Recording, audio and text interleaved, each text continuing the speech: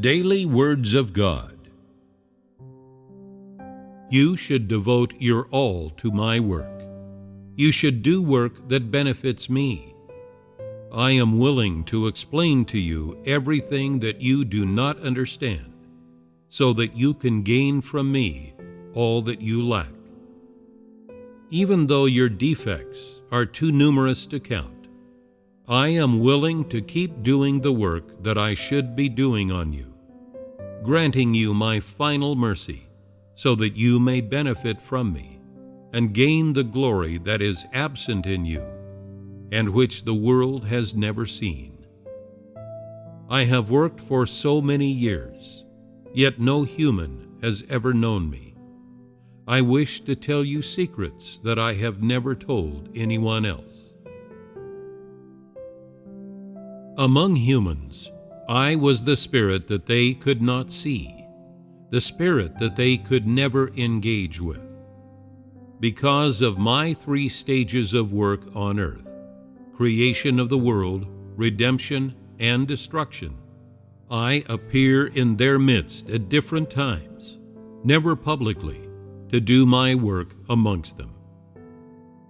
The first time I came among humans was during the age of redemption. Of course, I came into a Jewish family. As such, the first to see God's coming to earth were the Jews. The reason I did this work in person was that I wanted to use my incarnate flesh as a sin offering in my work of redemption. Thus, the first to see me were the Jews in the age of grace. That was the first time I worked in the flesh. In the age of kingdom, my work is to conquer and perfect. So I again do my shepherding work in the flesh. This is my second time working in the flesh.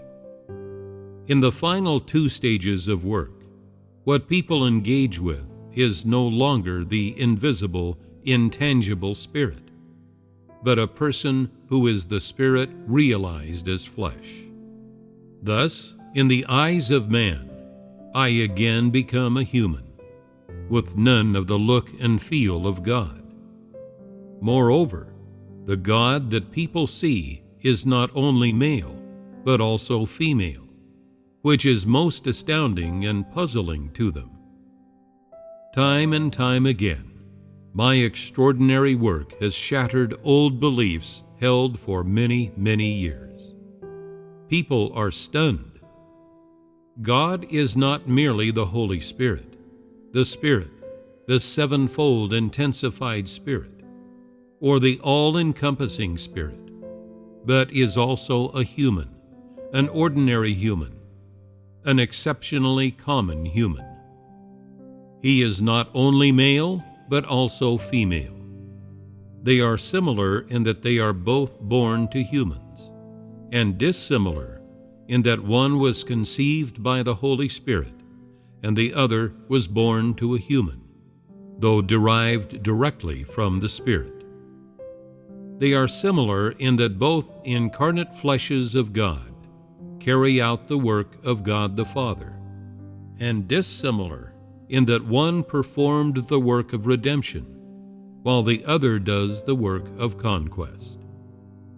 Both represent God the Father, but one is the Redeemer, filled with loving kindness and mercy, and the other is the God of righteousness, filled with wrath and judgment.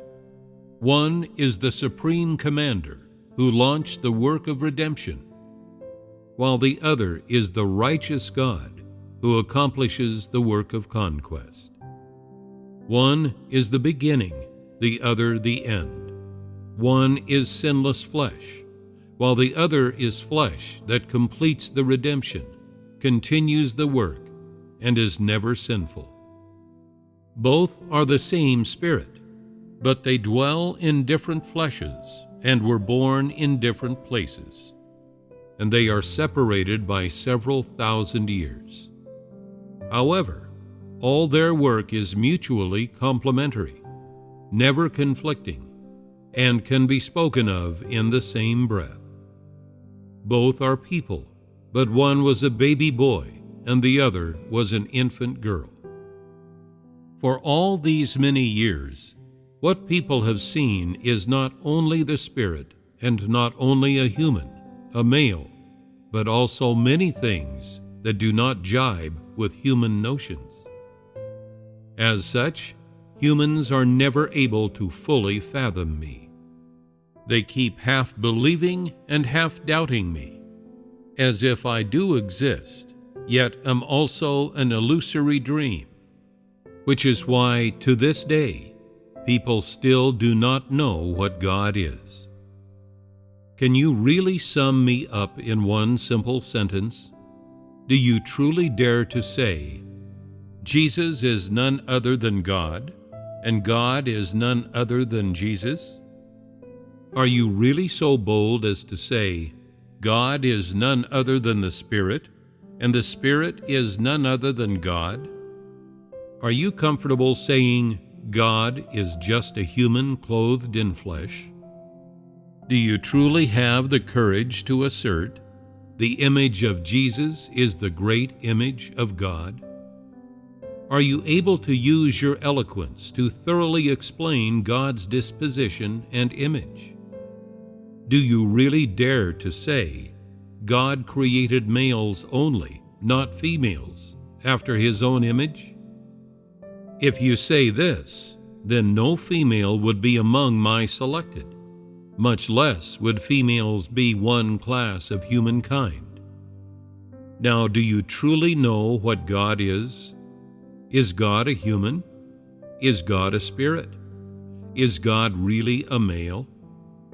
Can only Jesus complete the work I am to do? If you choose only one of the above to sum up my essence, then you are an exceedingly ignorant, loyal believer. If I worked as incarnate flesh once and only once, would you delimit me? Can you really understand me thoroughly at a single glance? Can you really sum me up completely based on what you have been exposed to during your lifetime? If I did similar work in both my incarnations, how would you perceive me? Would you leave me forever nailed to the cross? Could God be as simple as you claim?